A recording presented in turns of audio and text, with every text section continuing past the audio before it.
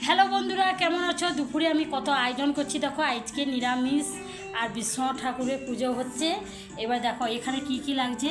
এখানে সাদা ভাত, এখানে ময়দা আর বেসন দিয়ে একটা বেগুনি করছি, আর এখানে আপেলের চাটনি, কালো জিরা দিয়ে একটা আপেলের চাটনি, আর এখানে মচমচিয়া বাদাম দিয়ে আলু ভাজা হয়েছে।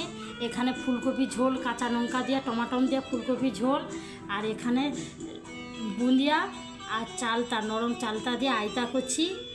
এই যে দুপুরে এই রেসিপি করলাম। আজকে পূজা বলে, নিরামিষ বলে, এই বিষ্ণু পূজা, এইখানে নিরামিষ এই আয়োজন করেছি। এই রান্নাগুলো যদি ভালো লাগবে আমাকে লাইক করবে, শেয়ার করবে, কমেন্ট করবে। আগামীকাল দেখা হচ্ছে, সবাই ভালো থাকো।